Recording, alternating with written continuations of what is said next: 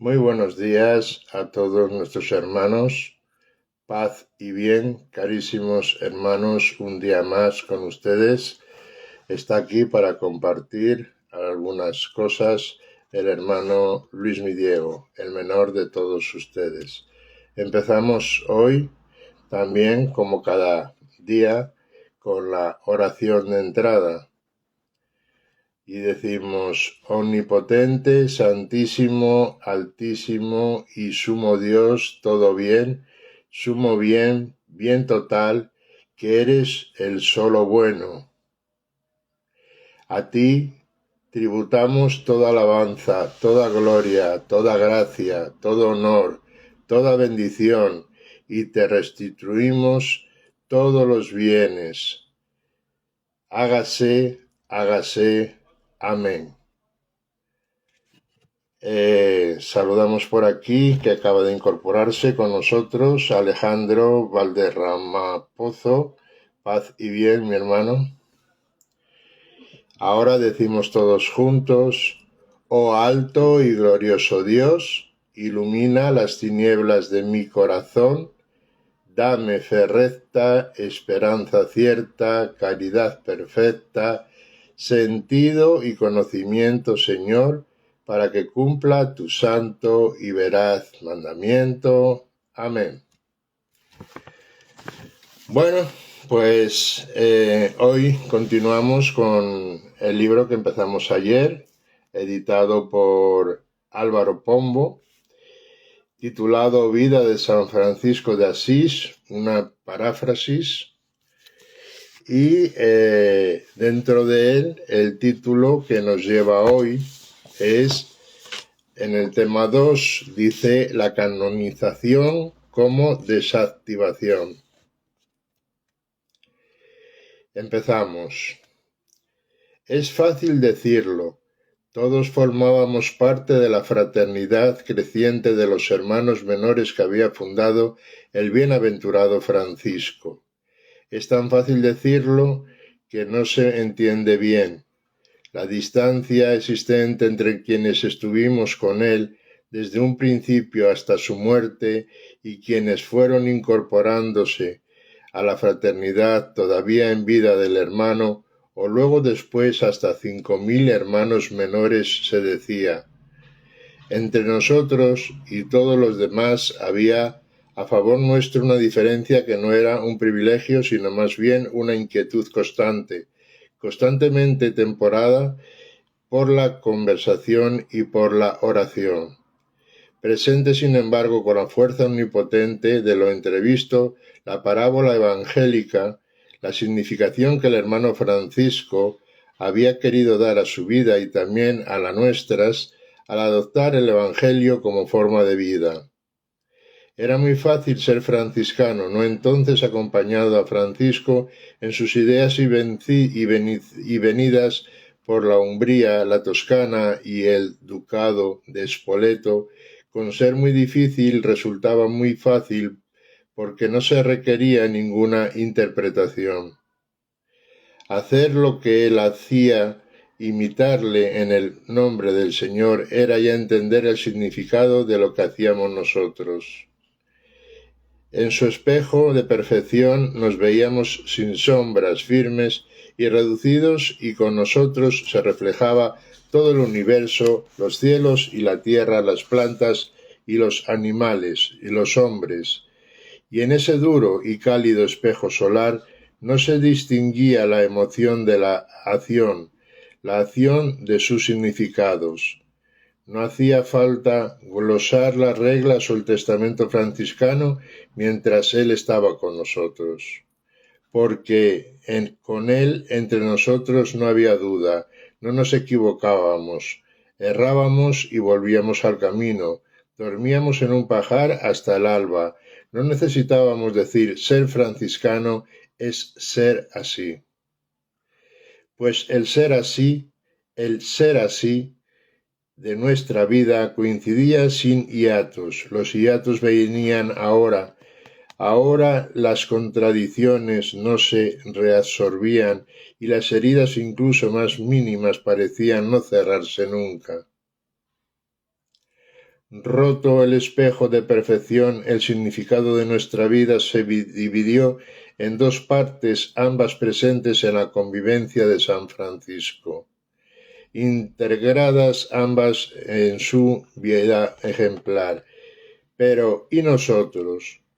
Nosotros, enfrascados en tu dulce memoria, intentamos dar a conocer tu vida a los demás, aunque ser balbuceando. Pero bienaventurado Francisco puede engendrar en sí mismo o comunicar a los demás el fervor de tu espíritu. ¿Quién puede saltar como saltaban tus afectos, tu alegría, tus lágrimas de las criaturas a Dios? ¿Quién tú puedes ser de nevero incesante que reniega todas las laderas y todas las montañas del mundo? El agua humilde, casta y preciosa de tu voz vehemente, de tu voz sonora, que reverdecía y conmovía las entrañas mismas de las piedras. Nosotros, en cambio, tibios por la desidia, languidos por la pereza, semivivos por la negligencia, así es como somos, ya ves. También nosotros, tus primeros hermanos, ya la pequeña Greite sigue con paso vacilante y la mirada deslumbrada de tus ojos enfermos no aguanta los destellos de tu perfección. Y muchas veces después de la oración vespertina nos reuníamos y rezábamos y decíamos: haz que ahora nuestros días sean como los primeros. Acuérdate de nosotros, tú que eres espejo y modelo de perfectos y no consideras que siendo hermano menores frailecicos como tú igualmente seamos desiguales en la vida.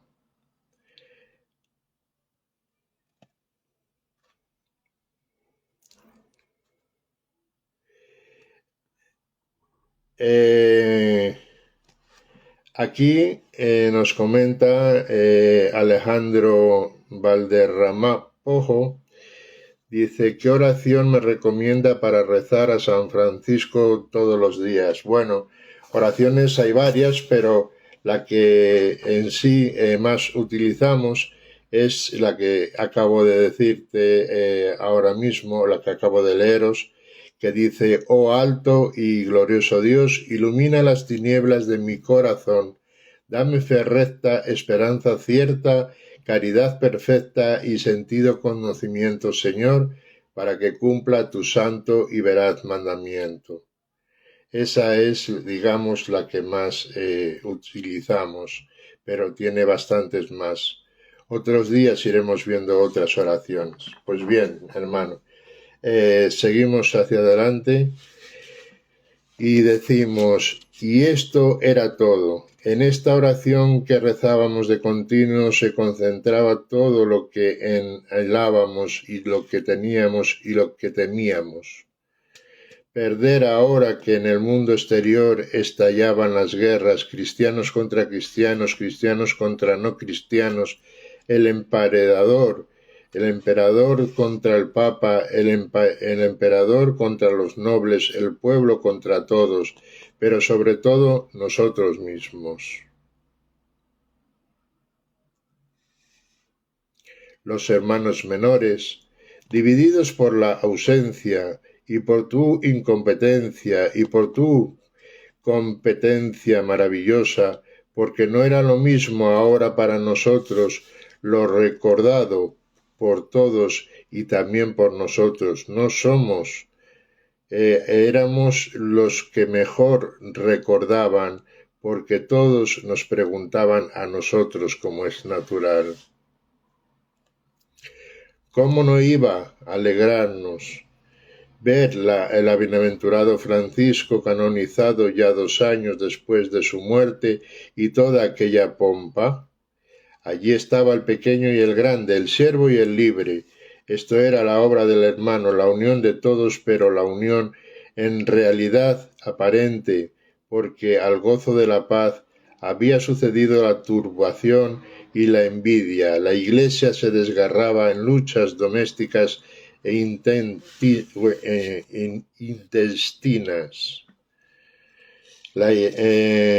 Federico II invadía los estados pontificios en la Pascua en el año 1228 y expulsa al Papa, que antes la había excomulgado por no ir a la cruzada, y sin embargo nos quedaba otra adentro, porque como no iba a chocarnos tanto boato las esplendeces joyas de los señores obispos vestidos con una nívea blancura.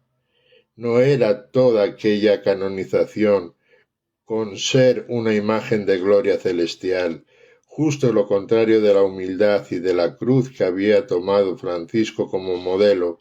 Los cardenales debían entre sí que no necesitan atestación de los milagros, era suficiente la vida santísima de este santísimo varón, que por nuestras manos hemos tocado y que ilustrados por la verdad hemos comprobado.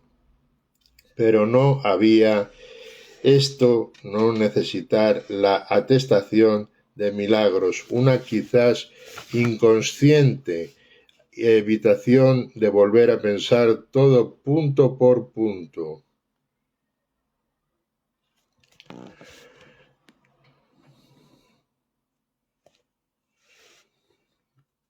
Toda la acción religiosa del hermano Francisco no habría sido canonizarle como un gran sobre todo que hace innecesario detenernos en los espinosos detalles. Se decía que no hacía falta atestación de milagros, queriendo decir que su santidad era evidente, con lo que la consideración detenía de su santidad. El riesgo corrido por Francisco en su intento de seguir la forma del Evangelio quedaba borrada. Decir de Francisco que era un santo era interpretarle en términos de un canon prefabricado ya para todos los santos. Si era santo, ya no parecía necesario volver a recordarle o volver a examinar sus acciones vehemente. Fue tan natural canonizarle, y lo que no nos parece natural no es en verdad sólo lo habitual de un largo hábito que lo olvidaba, ya lo insólito de dónde proviene. Pero eso insólito era lo originalmente, lo que provocó un día la enseñanza y el entusiasmo en nosotros, echó que la siguiéramos obedientes e insumisos a Francisco, que había conducido nuestras conciencias al asombroso asombro, al prodigioso prodigio en la encarnación de Dios a nuestro Señor Jesucristo. Francisco se arriesgó aceptando la insólita sobreabundancia que encierra la idea de un dicho hecho hombre. Creer eso y creerlo mediante la buena nueva de Jesús de Nazaret era un arriesgarse, porque no había la mejor seguridad a ojos humanos, hasta el punto de poner en juego toda la vida y correr el riesgo de arrastrarnos a todos a la perdición con la perdición de su propia vida. Ocurrió, sin embargo, como en una eurísmica prolongación del riesgo corrido, que hubo para nosotros un advenimiento, un logro, una inmensión riada, una descomunal llegada de pacificación y de estar asegurados fuera de toda protección. En plena desprotección estábamos seguros, nos abrió a todos los vientos y a todos campos, como en mayo, la declaración múltiple de todos los vilanos del mundo, arrastrada por las abiertas llanuras entre la combinatoria incesante de la rosa de los vientos en la cordillera de la llanura clara que quienes han expuesto su vida y por eso, por la ayuda de Dios, la han ganado. Quien no arriesga su vida la perderá. Quien no arriesga su vida la perderá. Nosotros desconfiamos de tanta gloria aparentemente celestial, tributada tan pronto a Francisco como quien tapa precipitadamente comprando a un testigo un error cometido. En vez de 200 años tardaron solo 2 años, porque el clamor popular era muy clamoroso y que también fue por la Iglesia, la institución, el papado pensaba servirse del bienaventurado Francisco y de todos nosotros a la mayoría gloria de Dios. Sin duda, pero también a mayor gloria de la curia romana que tantas dudas tenía de todos nosotros. Por eso nosotros, cuando a 5 de los primeros nos reuníamos con relativa frecuencia o íbamos de predicación en parejas, hablándolo todo y comentándolo, lo poco que muchas de nuevas maneras se parecían a la forma de vida en que Francisco nos inició a nosotros. Y aunque los ritos de la Iglesia romana, su severidad y su esplendor litúrgico nos deleitaban tanto a nosotros como al populacho ignorante, por dejado del deleite había un resfrío o un relente, una corriente fría de aire cambiante que parecía venir cada vez de un lugar distinto de la rosa de los vientos que nos decía: pero si no sabéis quién sois ni qué hacéis, todavía no sabéis en qué parará todo. ¿No es el brillante espectáculo de la canonización una desnaturalización del pobrecillo y del pequeñuelo santo que vosotros conocisteis?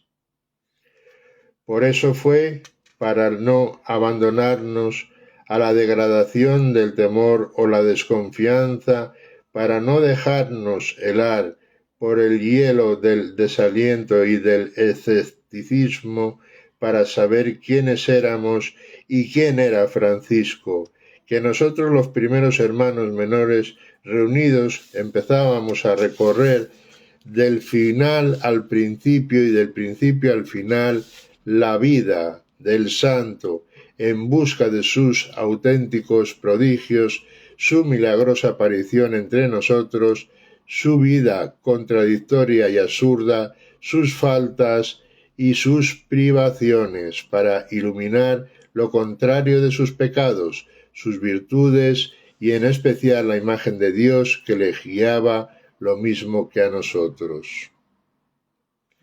No nos dimos cuenta entonces, pero no por indoctos, no por desatentos, sino porque lo que estaba ocurriéndonos o ocurriendo, la acción religiosa del bienaventurado Francisco, era un adelantamiento tan veloz, tan pronunciado, tan saltándose las reglas de todo tráfico posible en aquel momento de la historia de la Iglesia y del Occidente, que ni la propia Iglesia lo entendió del todo.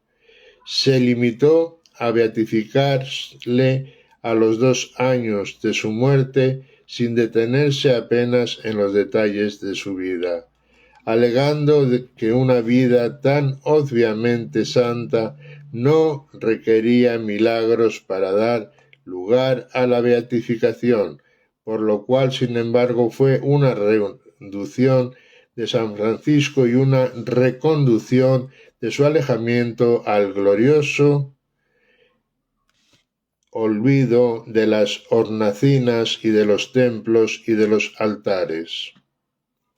Quizá fuera más exacto decir que nosotros, por lo menos, los que estuvimos con él desde el principio, le entendimos, pero no teníamos palabras proporcionadas, signos y señales adecuadas para indicar inequívocamente lo que estaba ocurriendo ante nuestros ojos, sobre todo porque era muy difícil verbalizar lo que ocurría a la misma velocidad con que ocurría el atrevimiento de Francisco, su desenvoltura, la libertad con que se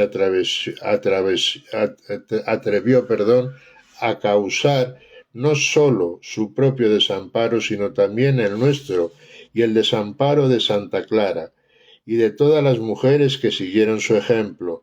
Nosotros nos dábamos cuenta ya entonces de que su atrevimiento no era como hubiera sido si Francisco hubiese seguido los caminos de la realidad y los deseos juveniles. La valentía, la desenvoltura que del valiente caballero, sino que era una simple imitación del estar desamparado del Hijo de Dios, Jesús de Nazaret, Hijo del Hombre. Por eso, por el atrevimiento de Francisco era el sumo atrevimiento, no fue entendido por los lentos jerarcas encadenados a sus ropas, talares y sillones de ébano y madreperla. No entendieron que Francisco no pudiera fundar nada, que su atrevimiento no podría ser egoísmo, ni tenía por objeto su propia persona o la obtención de cualquier ventaja, incluida la ventaja sublime de la beatificación y de la canonización automáticas. No insistió en sobresalir por su propia creación, por una fraternidad inventada, por él solo su aliento creador fue más atrevido que la vida. De aquí que su mayor audiencia, su originalidad religiosa fue como un soplo que pasa imperceptiblemente. Pues bien, mis queridos hermanos, aquí acaba este segundo capítulo titulado La canonización como desactivación. Disculparme unos segundos que bebo un traguillo de agua.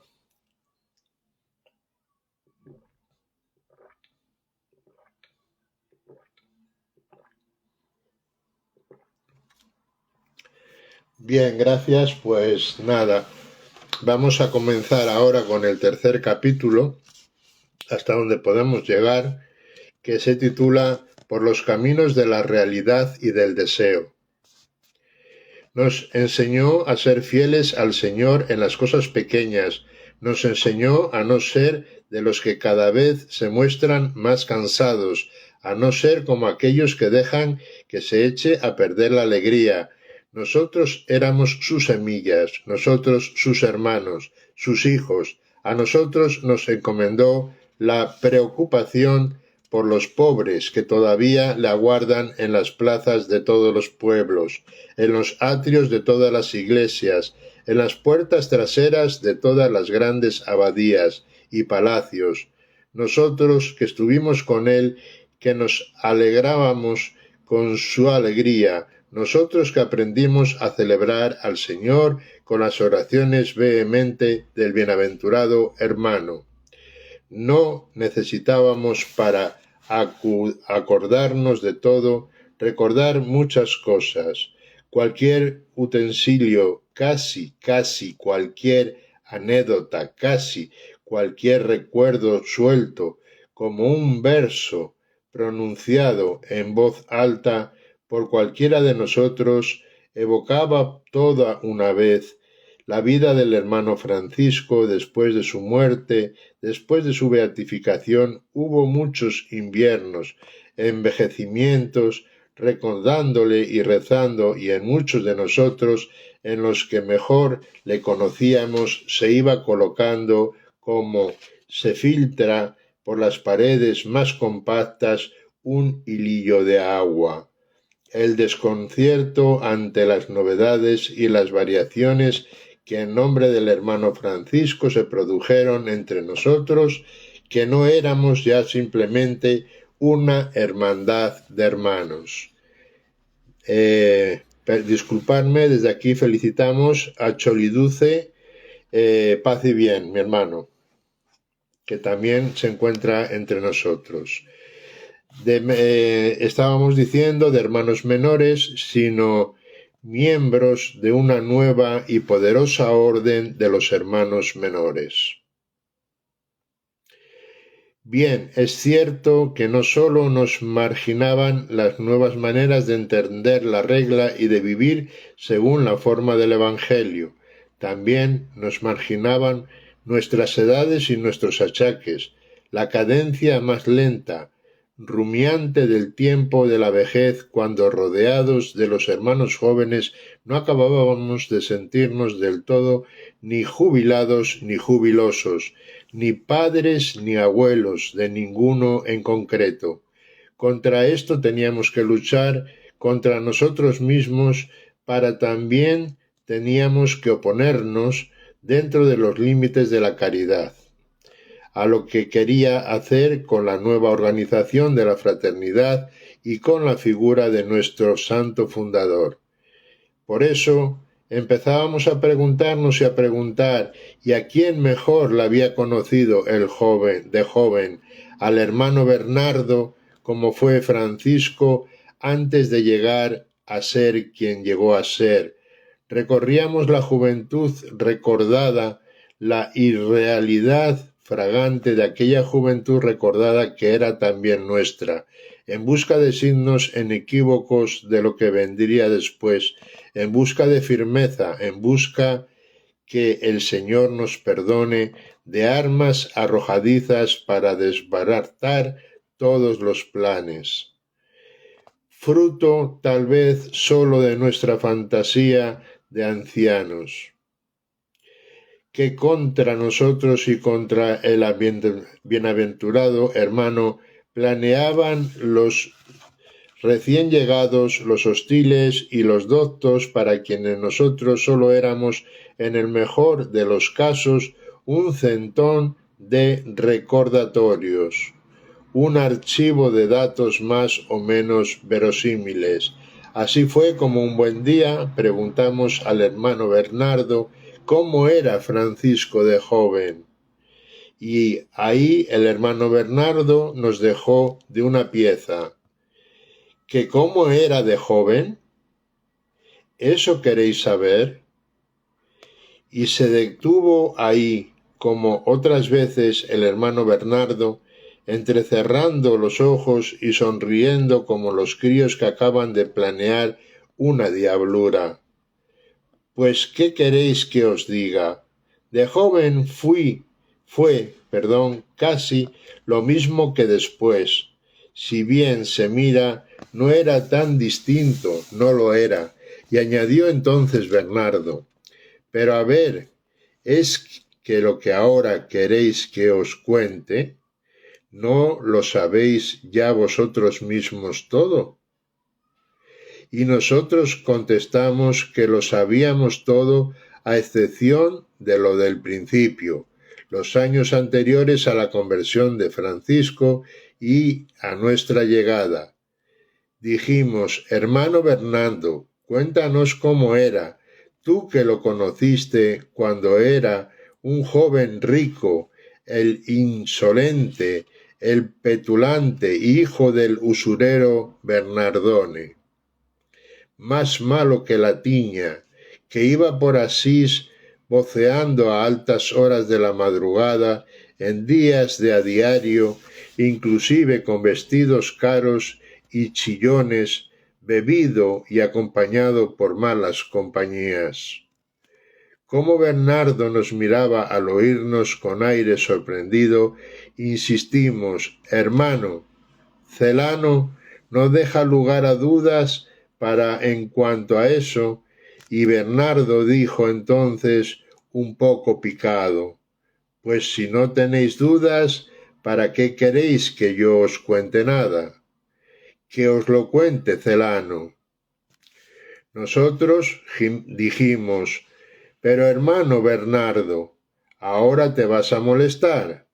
Fuiste tú quien dijo que entre el anterior Francisco y el posterior apenas había diferencia.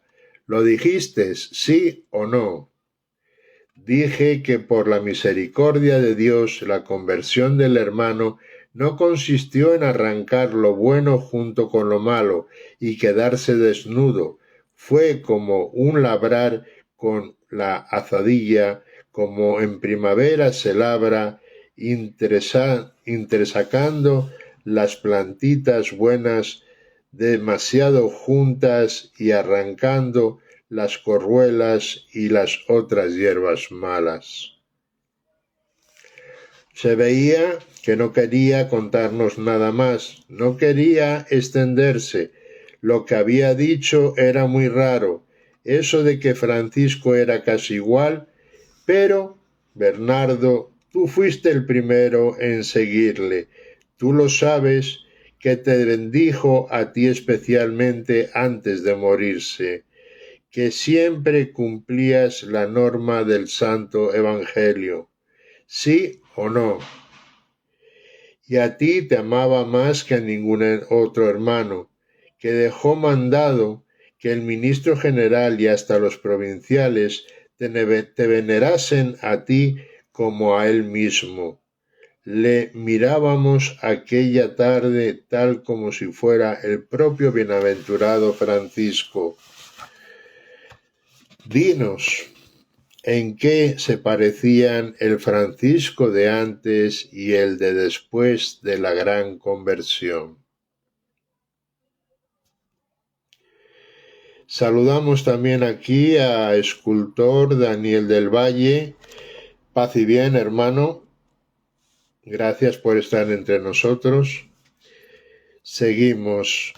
Y aunque habíamos oído ese mismo relato muchas veces, nos asombraba y cautivaba volver a oírlo ahora, porque necesitábamos volver a pensarlo todo de nuevo. De joven fue Francisco un chico petulante, pinturero, liviano, que destacaba en todo devaneo, que aventajaba en vanidad a sus compañeros de fiestas, que se devanaba los sesos por ser el primero en los juegos, en los caprichos, en las palabras jocosas y vanas, en las canciones de los trovadores que entonaba en francés, vestido con las suaves y cómodas telas sacadas de la tienda paterna. Y nosotros volvíamos a preguntar, como otras veces ahora, ¿no es cierto que sus padres eran muy ricos y que le dejaban hacer cuanto quería?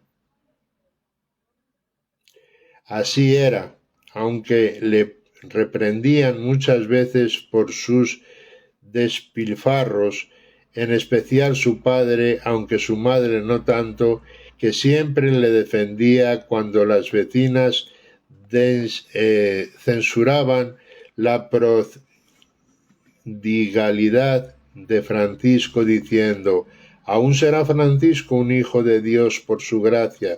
Francisco era más bien generoso, era derrochador, elegía siempre telas mucho más caras de lo que convenía a su condición, un hijo de comerciantes, no un príncipe, y en punto a la elegancia tan pavo era que se mandaba coser retazos de telas preciosas en vestidos de paño. Tenía, eso sí, ojo para los negocios, ganaba con facilidad el dinero que dilapidaba después. ¿No es tan chocante? Nos preguntábamos. ¿No significa esto que era un hombre práctico? Y los hombres prácticos no entienden casi por naturalidad de leyes y de reglas. ¿No sería fingida su torpeza jurídica tras la conversión? Vivía al día, no obstante, al ser cauto o negociante, pero no a la manera de su padre.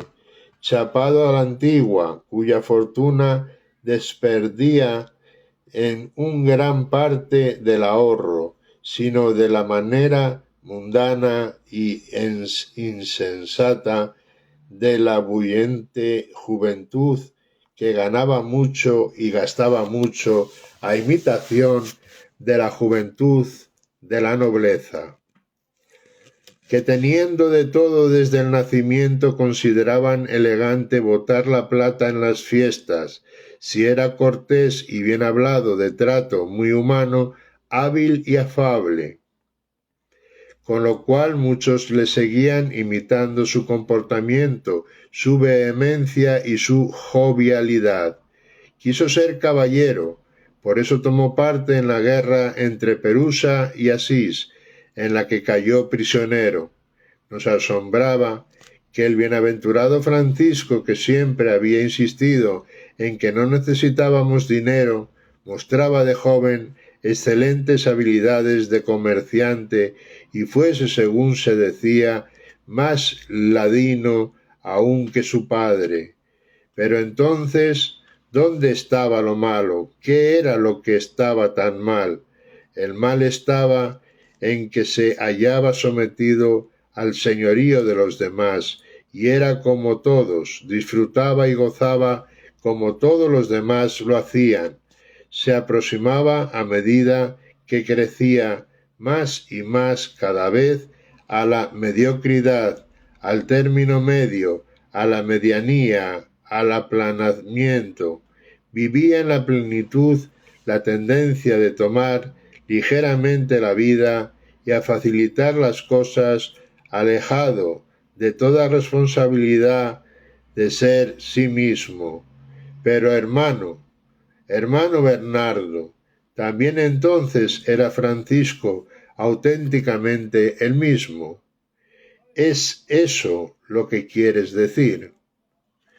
No, no nos cansamos de oír de los tiempos deliciosos de la juventud de Francisco, no nos cansamos de preguntar acerca de su desmedida acción al trato de los compañeros, no nos cansamos a oír a veces más como el hijo del mercadero, el hijo del prestamista, cuya masa dineraria era una irrealidad fulgente y obrante, cuando aún no era el más pobre de los pobres, cuando aún era el descastado pordiosero que pedía limosnas mendrugos por amor de Dios. E insistíamos como sólo los viejos insisten, como sólo los críos insisten en volver a oír el mismo cuento, la leyenda de los primeros tiempos cuando el hermano Francisco volvía todavía su vehemencia en el gay saber de los poemas provenzales y aseguraba, factuosos como una gran diadema de plumas, es imposible ser poeta y no ser alegre. Poesía es el sinónimo más perfecto del júbilo. Bebamos juntos, compañeros, al sol regocijado, cuando todo relampagueaba y campaviaba. Como cambia el tiempo, el corazón cambiaba. De pronto ya era otro y la luna esmeralda. Cuéntanos otra vez, Bernardo, cómo era el color de la luna a finales de marzo. Porque también nosotros, como a Francisco, nos deleitaron las lunas superpuestas y las livianas sedas con estampados de hojas y tucanes y todas las locuras. Nuestra propia locura era una salvedad bien tolerada. Fuimos todos iguales, cambiando el corazón tan de repente. El gusto por los compañeros y el gusto por la alegría le venían a Francisco desde niño, porque era un poeta, poco se les arreglaría un poeta para no ser alegre. ¿En qué se diferenciaba la alegría de antes a la alegría de después? Disculparme un momento, que beba un poquito de agua.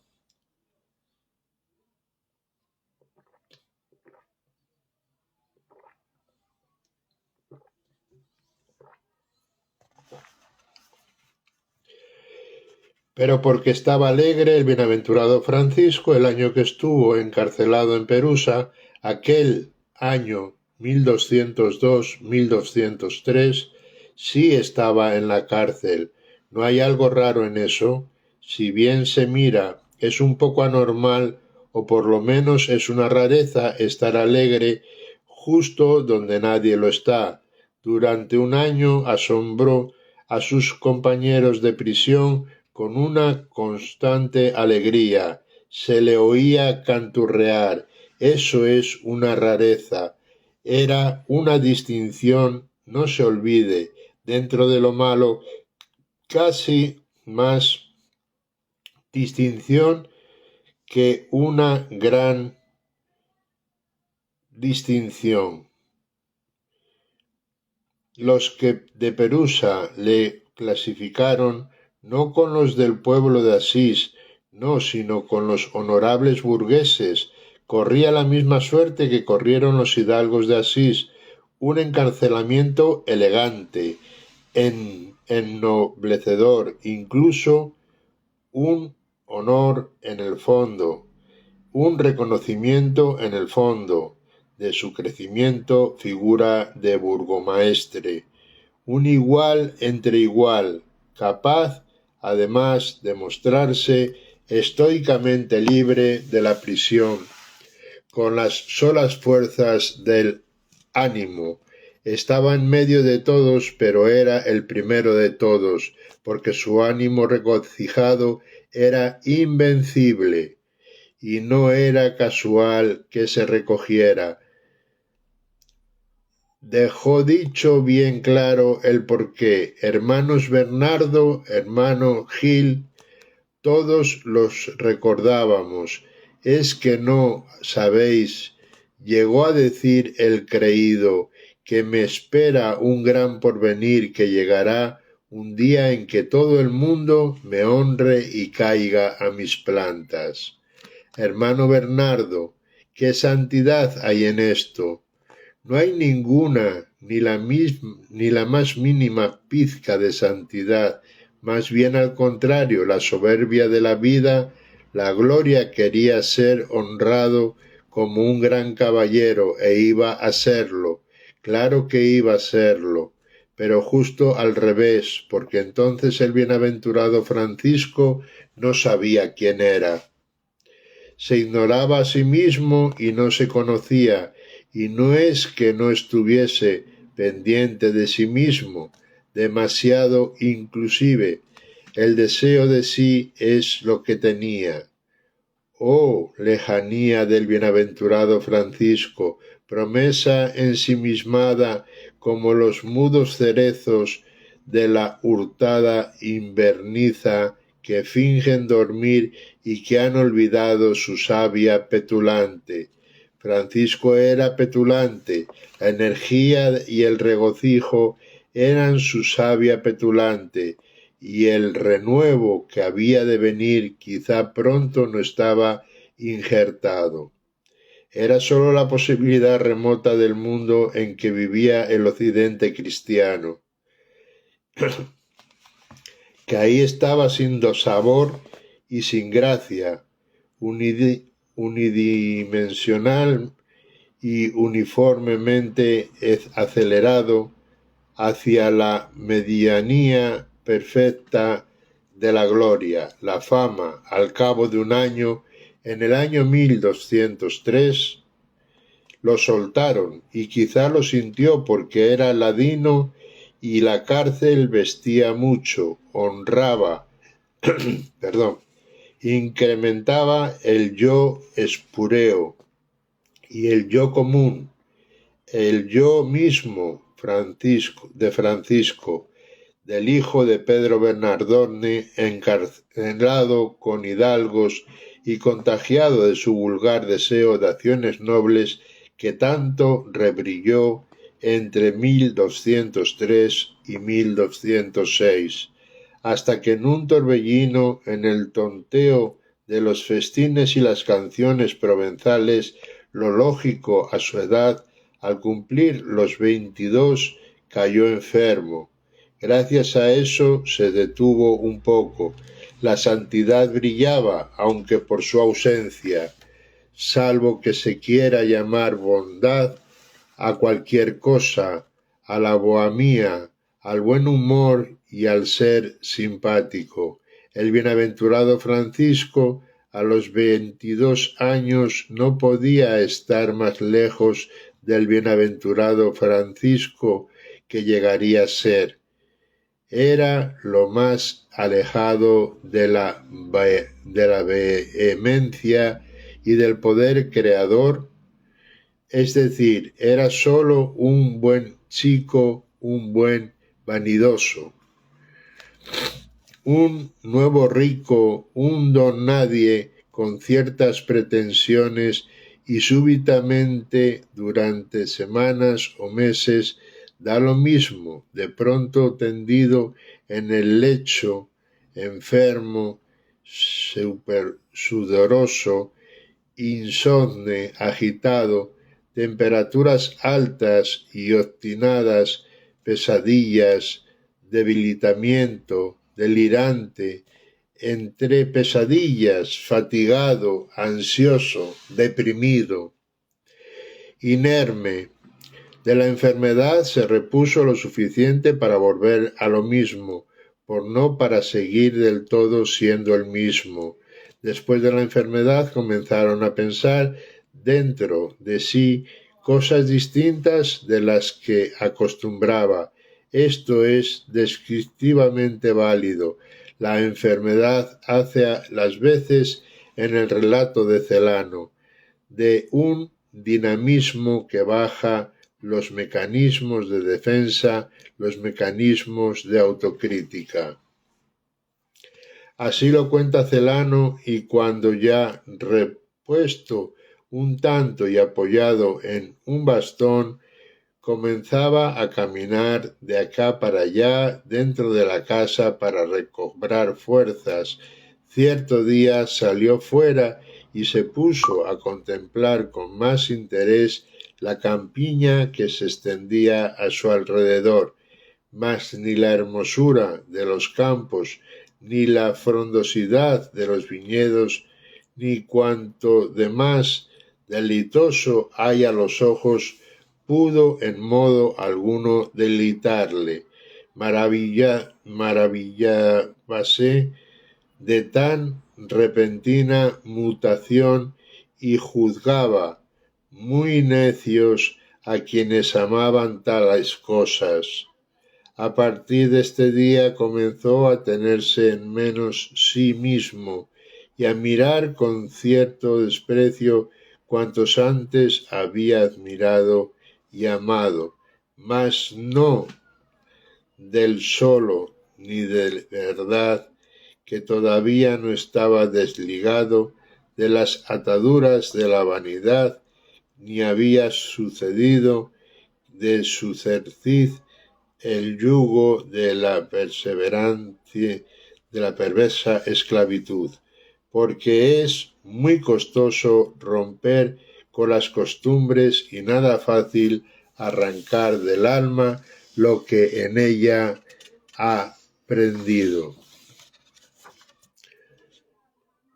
Bien, hermanos, voy a leerles un poquito más de este tema y ya lo vamos a dejar hasta mañana, Dios mediante, si Dios quiere regalarnos un día más. Les leo un poquito más. Dice, en ella ha aprendido, aunque haya estado el espíritu alejado por mucho tiempo, torna de nuevo a sus principios, pues con frecuencia el vicio se convierte por la repetición en naturaleza. Intenta todavía Francisco huir de la mano divina y olvidando un tanto de la paterna corrección ante la prosperidad que le sonríe, se preocupaba de las cosas del mundo y desconociendo los designios de Dios se promete aún llevar a cabo las más grandes empresas por la gloria vana de este siglo. Saludamos por aquí a de Jorge 4104, un saludo de paz y bien. Ya casi estamos acabando, mi hermano. La depresión era una ocurrencia insidiosa, una desgana insidiosa que el hermano Francisco trató de alejar mediante los proyectos antiguos. Armarse caballero, verter su sangre en los campos de batalla, volver repleto de gloria y ser cantado en las canciones de gesta como un caballero de una nueva tabla redonda. Guardaría el grial mejor que el Lancelot. Por suerte, el emperador y el papa, como siempre, andaban a la greña. Los tudescos eran odiados. En todas partes el trovador francés Peyrel Vidal cruzaba la Lombardía cantando mofas contra los alemanes, que ladraban y no hablaban, los groseros tudescos.